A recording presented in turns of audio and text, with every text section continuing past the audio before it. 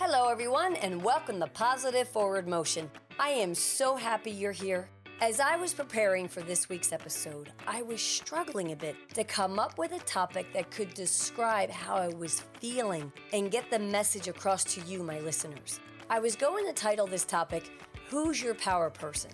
You know, who's that person or people that you reach to for inspiration, motivation, and a good old kick in the ass when you need it? Well, as I was creating the episode, I went back to listen to some of my favorite Positive Forward Motion interviews for ideas. And when I was listening, I got all fired up and inspired and thought, why don't I just share some of my favorite parts of each interview with everyone?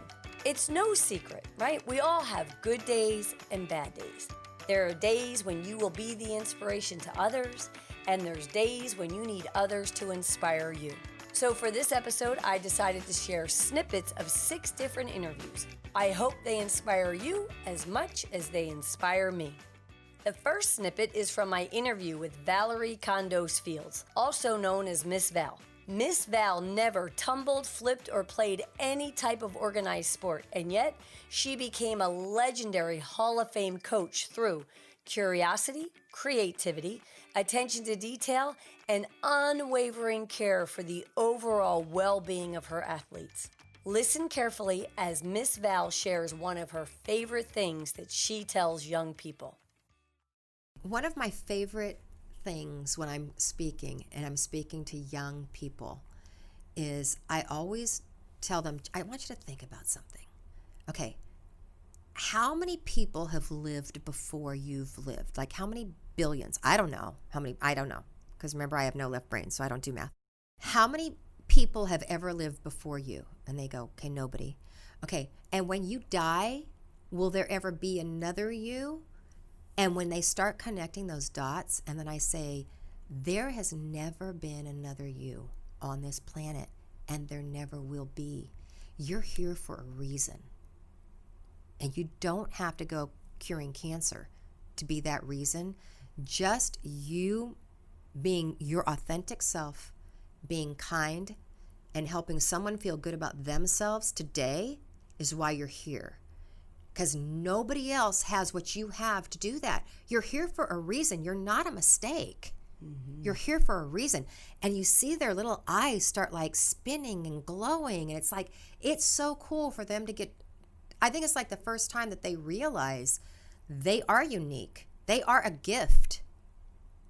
Now let's just, as you say, I mean, I love what your podcast stands for. It's taking one step forward in a positive direction every day. And it doesn't matter how big that step is. This next inspirational snippet comes from Sister Madonna Buder, also known as the Iron Nun. Sister is the oldest woman to have completed an Ironman at the age of 82. And now, at age 90 years young, there is no slowing her down. She just entered another triathlon and will be competing at the end of September in Colorado. Here is Sister as she shares her 7 Ds on dreaming. Well, you know, what you have just said, one of your key words was you have dreamed. Now, that's the beginning. And I just got back from doing 2 2-hour presentations plus an hour each of book signings in Philadelphia. And one of the things I remember saying is because a lot of people want to have the urge to do the Ironman distance triathlon, which of course maybe you know, but not everybody does. It's a 2.4-mile swim, 112 miles of biking, and 26.2 miles marathon. Back to back to back, So, yes. Yes. So I said, you know, just practice the 7 Ds. And the first is you have to have the dream, what you mentioned, and your dream came true. So with the dream comes the desire. With the desire comes the dedication. With the dedication comes the discipline. With the discipline comes the determination. With the determination, you do it. and it gets done with or without your realizing it. And it's better if we don't really realize it. If we just concentrate on going through the motions, which is a healthy lifestyle when you think about it. They are worthwhile motions, not wasted. Even if you have a bike crash, you at least tried. And, I think there is no such thing as a failure, because your best ways to learn is through making your mistakes. The only failure is not to try, and you cancel yourself out. There goes every potential you might have as a human being that was built into you if you don't get out and try. But you've got to dream it, so you have the desire to do it, so you want to put the discipline and dedication into it to get enough determination to get you going. Next is Deborah Cody, author of Too Blessed to Be Stressed. Her books remind me each day to not allow my blessings to become my stressings in life. And at the end of our interview, she shared one of her favorite quotes and left the listeners with this takeaway. I'm going to tell you, you're going to want to grab a pen because you're going to want to write this one down. How about a tiny little story? I'll try to make it fast. This is a quote by one of my favorite heroes of the faith, Corrie ten Boom. And I found it. I thought I had read everything Corrie ten Boom had ever written. She was, as you recall, World War II. She was in a concentration camp for harboring Jews. And she was a survivor of that, but she lost her family there in the concentration camps. But this particular quote came to me when I was trying to decide whether to do this horrendous writing project that my publisher wanted me to write 365 days worth of devotionals for women. And that just was overwhelming. I was just totally overwhelmed. And I was praying about it because my inclination was to say no. In fact, I had said no for about a year prior to that, but something got my attention about this one. And then I found this quote, and it said, "Attempt something so big that unless God intervenes, it is sure to fail." And that just seeped in under my skin and stayed there. And I just knew I had to try this impossible task. Took me forever, and it was harder than I thought, but you know what? I did it. And I knew then that it wasn't from me, it was from Papa God doing it all, and it was worth it. Attempt something so big that unless God intervenes, it is sure to fail. Corrie ten Boom. One of my greatest memories is when I got the opportunity to go to Houston, Texas, and meet with Anthony Graves. When I think I'm having a tough day and I start to lose hope, I think back to Anthony's story for strength and encouragement. I cannot imagine spending 18 years on death row for a crime I had nothing to do with. And that is exactly what happened to Anthony.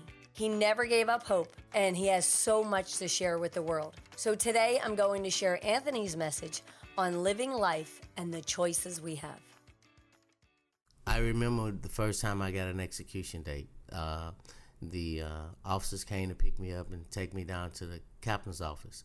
The state had called them and said that they was going to execute me on a certain date.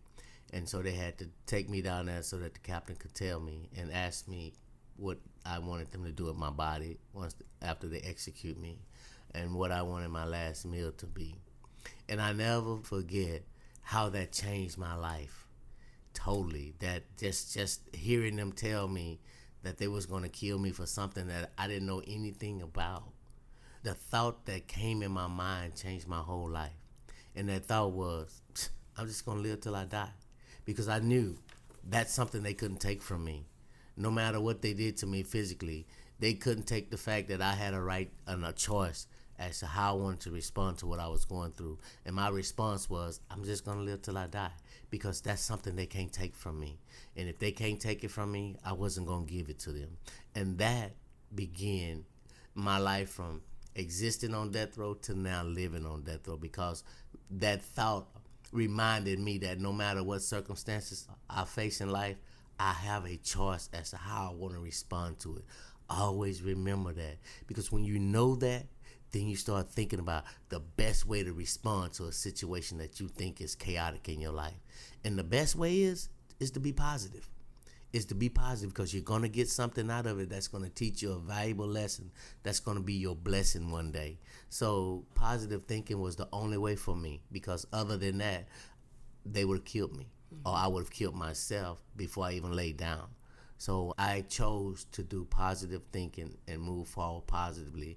And today, I have a platform where I'm around the country educating people about our need for criminal justice reform. So it's been a blessing for me. Back when I was 18, I read a book called Rhinoceros Success, and to this day, I have a house and office filled with rhinos as a reminder to keep charging through the jungle of life. I've given away hundreds of Scott Alexander books to students, employees, and even complete strangers. Here is a section of my interview with Scott. That's another interesting question, Denise. How long is long enough? My philosophy is that if you are out doing what you want to do, if you're out chasing success, you are a success. Like, as far as I'm concerned, when you were doing your sales job back then, you were a success back then. You were digging back then, and you just kept digging. You're a success the minute you decide in the morning, dang it, I'm going to be a rhino. I'm going to get out there in the jungle and charge. And you take action. And at that point, you are a success. You are on the road. You're doing it.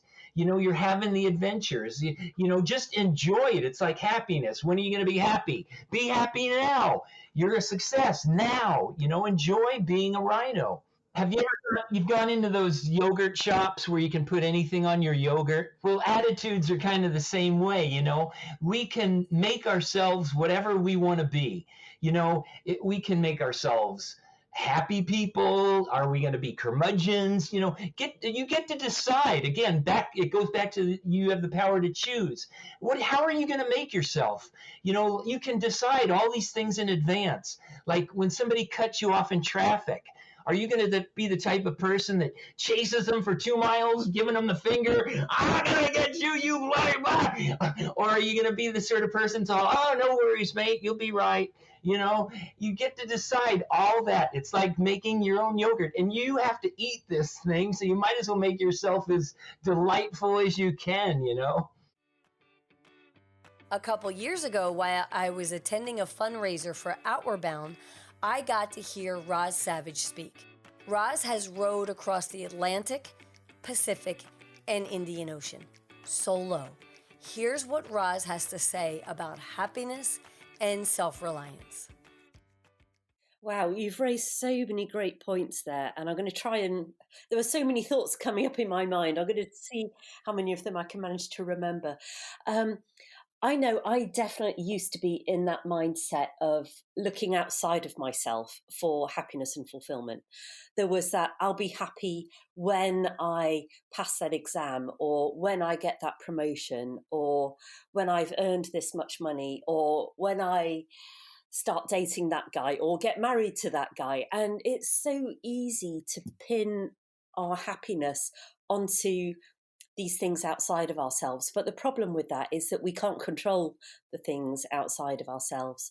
So a big part of my growing up process was to realize that I had to look to myself and look inside in order to make myself happy, that I couldn't make anybody else responsible for my happiness or blameworthy for my lack of happiness. And, I still have to remind myself of that I can't make other people responsible for my emotions. These are just a few examples of where I turn when I need a boost of inspiration and motivation. I'm constantly seeking and learning about other stories because I have always found that other stories of positive forward motion help to keep me going. I'm wishing you all much happiness and success, both personally and professionally. And remember, we do not have to go it alone. Choose others to empower, motivate, and inspire you to be your best. I am super proud of you, and I know you got this. Thank you so much for listening. If you like this episode, please rate and review and share this podcast to help us spread our message of positive forward motion. And don't forget, you can follow me for more daily doses of positivity on Instagram and Facebook at Denise Scattergood, and you can find me on Twitter at Alert Trainers. You can also opt in for my daily text messages by texting the word positive to 31 31 31. And remember, each episode comes with a free worksheet to help keep you on track. It's simple. Just go to denisescattergood.com. You can find a free PDF download link under each episode. And be sure to tune in every Wednesday for a brand new episode. And remember, no matter how small your step is, as long as you're taking it in the right direction, that's what I call positive forward motion.